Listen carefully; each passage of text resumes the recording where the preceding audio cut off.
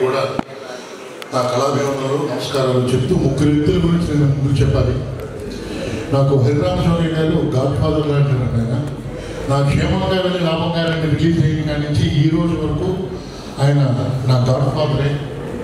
ఆయనకి 2 సినిమాలు చేశానండి. ఒకటి తెలుగు అమ్మాయి, 2 టామీ. తనకి 2 నంది అవార్డ్స్ వచ్చినాయి.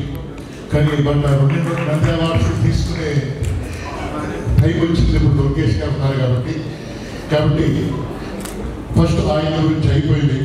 2 దుర్గేష్ గారు చెప్తున్నాను సార్, మేమిద్దరం డిఎన్ఆర్ కాలేజీలో బ్యాచ్మేట్స్ అండి.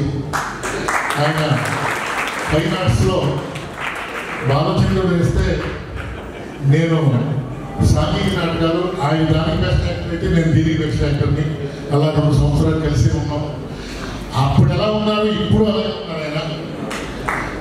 అటువంటిది ఆయన మన మాకు మా సినిమా ఇండస్ట్రీకి సినిమా ఫోటోగ్రఫీ ఇండస్ట్రీ అయినా చాలా సంతోషిస్తున్నాను. 3వ ఆయన నా ఫ్యాన్ రామానాయుడు గారు.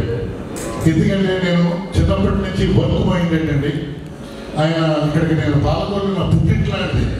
ఎందుకంటే ఈయన వల్ల నేను గత 40 సంవత్సరాల నుంచి ఇక్కడ తిరుగుతూ ఉన్నాను. ఆయన గురించి ఇక్కడ రామానాయుడు